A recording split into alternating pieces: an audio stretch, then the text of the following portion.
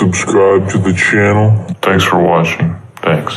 Alright YouTube, welcome back. We're back in the garage. We're all sweaty. We've got our collar popped. We're back with the Corolla. I'm going to walk you through how to change the differential fluid. This should work for 98 to 2002 and potentially some other makes and models like the Vibe, Matrix, and so on. Celica.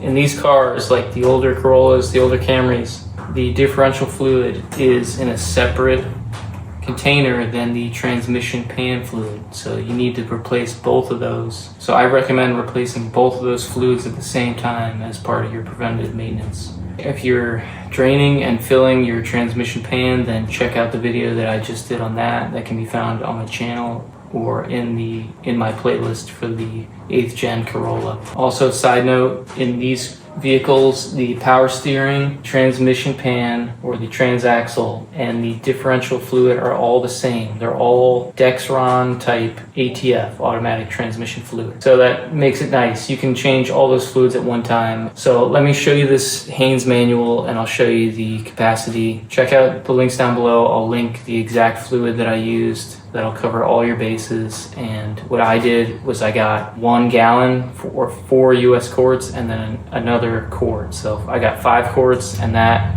covered me for power steering, transmission pan, and differential. You get the picture. So let me show you this manual.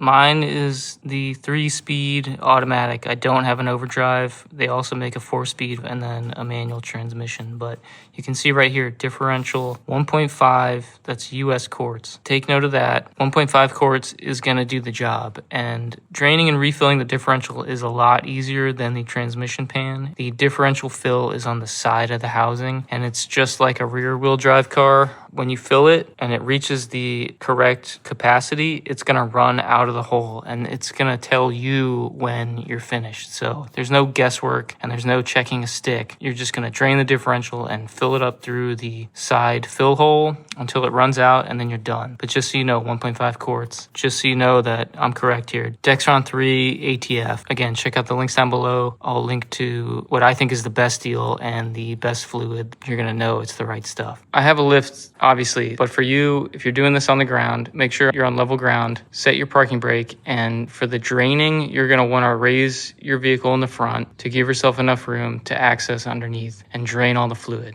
Now, once you're done draining, you put back in your fill plug, which I'll show you underneath. My recommendation is raise the front to drain it, but then if you can, put it back on the ground, or if you have 4 jack stands, get the car level again to fill it. You can get to everything you need to from above, and then you don't have a steep angle to where the fluid is gonna run out of the hole, a little prematurely because you have a steep angle. So I hope that makes sense. All right, so one thing you do need for the drain bolt is a 10mm Allen key socket. Mine are 3/8 drive, so I also have an adapter here that goes from 1/2 inch to 3/8. I'll link the adapters and the set of Allen key and Torx sockets, SAE, metric, and Torx. Great couple sets. I'll link those down below. So 10mm. All right, so if you're looking at the front, this is your oil pan. So we're not working on the passenger side.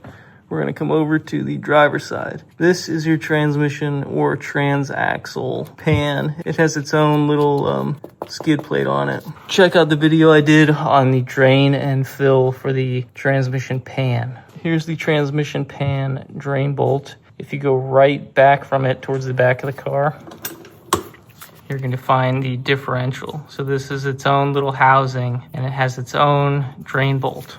So both of these are the 10mm hex Allen key. So if you have rust inside of the fitting, then just take a little hammer or your ratchet or something and just tap the hex so you get all the way up seated into this drain bolt. And another little trick is that you can take a little hammer and just give the drain plug itself some love taps. Usually helps crack these free. As you probably know, it's always good practice to crack free the fill plug first before removing the drain plug. So here's the drain plug again. If you look on the back face of the differential, you'll see that bolt right off my finger here. You can just get your hand up there and feel it. This one right here, it's a 17mm and it's just a regular bolt. That's your fill bolt. So you're gonna crack that first. What I did, since it's a little tight getting a breaker bar in from the top or the bottom, I just took a regular 17 millimeter wrench and I just cracked mine free from below. That's just what I did. Let me show you from above. Here we are coming in from the driver's side, okay? So I'm looking down past the brake fluid reservoir right here. So here's the differential housing right here, okay? This big chunk of aluminum right here. This is what we're gonna drain and fill. Now, if you look right here, there's this cap looking thing. And you can see when I press it, it freely moves. So this is your differential breather, okay? As the gears inside and the oil heat up, it's gonna create a little pressure inside. And so this little valve under this metal cap is just gonna release some of that pressure. The first thing I would do is just make sure that this breather is freely moving, and then you're good to go on that. So then if you look down off the tip of my screwdriver here, here's that 17 millimeter bolt. Right there, just right on the side. You're gonna crack that first. If you can get a tool on it, whatever you have from above, then that's great. I didn't feel like messing around with it, so I got a 17 millimeter. I don't know, I may have used the open end to just crack that free. Luckily mine wasn't, super tight on there. So I just cracked that free to make sure that I'm good to go underneath to drain. So I showed you the drain plug underneath too. You're gonna open up your drain plug, but before you do that, I would make sure that you have chosen a method for your fill. Okay, because you don't want to drain this out and then, not have a way to get your fluid in. So what I did, before I did anything, I determined that this funnel that I have with this flexible tubing taped onto it was going to work for my fill. I actually took my fill plug out and then test fitted this up first, mocked it up to where I knew that I could get this hose in to know that I was able to fill it once I drained it. So you can use a funnel, you can get tubing like this, or you can get just clear vinyl tubing that'll just friction fit over the tapered end of the funnel. It's not a far distance, so basically whatever you have to rig up to get the fluid into that hole is gonna be fine. Some people do like a pump from underneath, and I didn't have any of that, so I decided I was just gonna fill from above, and it worked out perfectly. It was perfect. What it's gonna look like is you're gonna go underneath, you're gonna open your drain plug with that 10 millimeter hex. You're gonna pull out the drain plug and catch the fluid in a catch pan. You can measure it if you want to. I did, and I got pretty darn close to 1.5 quarts that came out. Because it's gonna let you know when you're done filling, because it's gonna run out of the hole, you don't necessarily need to measure it, but you can if you want to for your records. Okay, once it's all drained and you've caught all the old fluid, put the old drain bolt back in and snug it up by hand. I didn't find a good torque spec for this, and it's not even in the Haynes manual. I only have the torque spec for the pan bolts that actually hold the pan on, and that's 48 inch-pounds. So I saw online anywhere from 13 foot-pounds to 30 foot-pounds. Mine right now is approximately at 35 foot-pounds. Let me show you again. Mine's probably about 35 foot-pounds right now. Don't quote me on the torque spec. That's just what I did. They both have aluminum crush washers. I guess they're crush washers on them.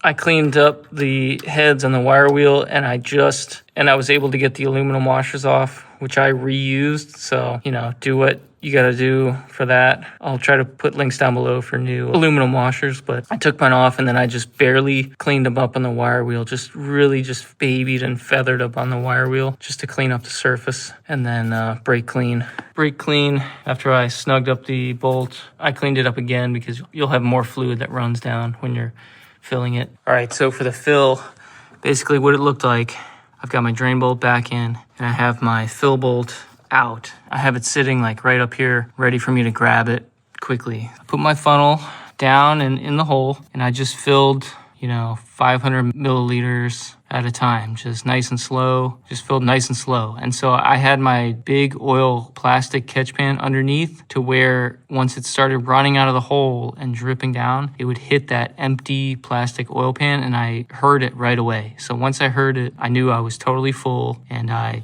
let the remaining fluid go into the differential, and then I quickly grabbed my drain bolt. And you can get your hand down there and you can screw in that run that fill bolt back in by hand and it'll stop dripping. So then pretty much almost done.